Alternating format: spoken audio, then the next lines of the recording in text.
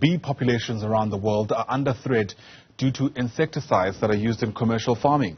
But locally, the honey industry is booming due to a growing interest in pure honey. In fact, the Eastern Highveld Beekeepers Association, is on a quest to move bees to safer locations.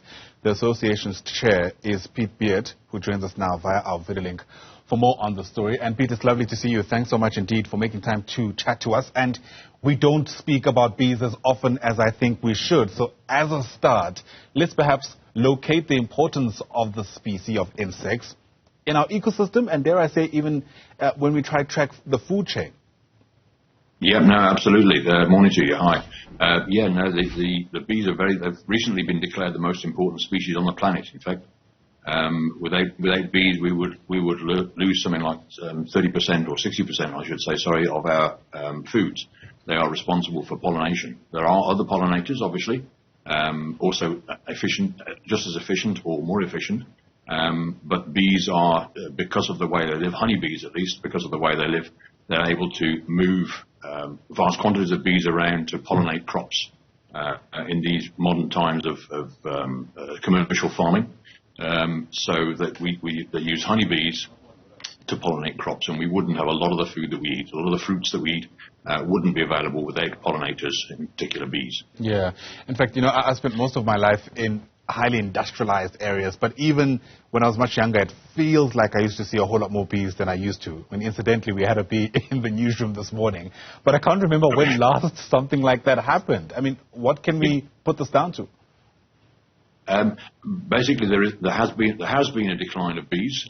We are looking much better now in recent years, but with the modern farming techniques, pesticides and general techniques, it's led to the advent of new diseases, which are really catastrophic to bees. There is the American foul brood, European foul brood, hive collapse syndrome, where the bees basically just don't return home. They lose all sense of direction apparently, and they don't return home, and resulting in the collapse of that hive, and it just ceases to exist basically.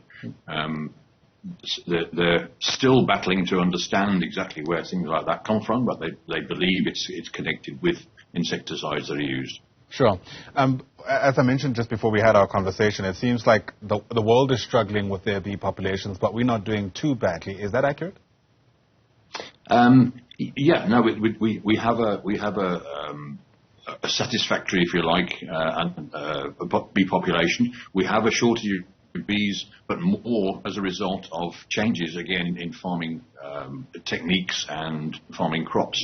There's been a significant growth in macadamia farming recently, and we are already many thousands of hives short of what is needed to pollinate those plantations. It's probably a falsely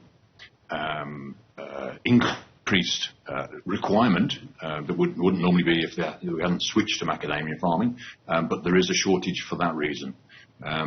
What we have to be careful of, the big growing concern right now, is because we're farming, if you like, or increasing the number of honeybees, it is actually slightly to the detriment of other pollinators, butterflies, other bugs, ladybirds and things like that, all of which are pollinators, but they get pushed out, if you like, because of overpopulations of artificially introduced pollinators. So as soon as man tries to take over checking nature's balance, we mess it up.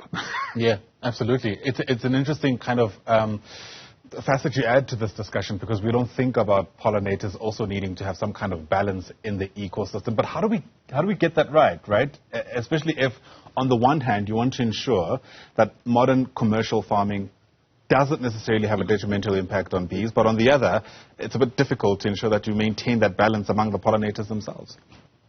Yeah, big talks are going on between farmers and bee experts to basically introduce other plants, if you like, or ground cover and things like that in orchards and planting areas, which will sustain pollinators, not just bees, but pollinators all year round. So we don't have or try and avoid the sort of situation they've got in the States with the almond groves, where every Tom, Dick and Harry and sort of 90% of the bees in the States move to California for the almond pollination season, and that actually contributes to spreading diseases. You've got an outbreak of such and such a disease in one part of the States during the pollination season. Those bees are moved to the almond region, and those diseases are then transmitted to the other bees, and that then goes back to their home states after the pollination season, and that's transmitted that disease. And that's one of the reasons why diseases have spread so quickly in the States. We're trying to avoid the same sort of thing happening here. We do have an advantage where, because we've got two species of bees in South Africa, the Cape bee, the Capensis, and the Scuttleata bee, which is above in the Gauteng area, and actually all the way up the eastern side of Africa, where there's a natural barrier, where the two don't normally mix, but they do mix sometimes because of, again, humans interfering. Sure. It sounds like a very complex kind of intervention, despite the fact that it's needed. I mean, typically, or maybe this is just my lived experience, there is a demonizing of bees in society, generally speaking. And in my mind, I thought maybe that's what's contributed to the decline in their population. I wonder whether you reckon we're doing a good job at, communicating that bees aren't necessarily a bad thing. In fact, they might be a very good thing for your garden. Yeah, they certainly are. A lot of my hives are actually around private residences. I've got a lot on farms as well, but they're around private residences where we remove bees where they're not required, like in walls and trees and things like that, where it's inconvenient for people, possibly a danger. We remove those bees and we find a new home for them where they can live for the rest of their days, basically. We call them hosts. And I often have hosts say, after the bees have been there only a month or two, Pete, it's amazing. My garden is flourishing so much since I've had the bees.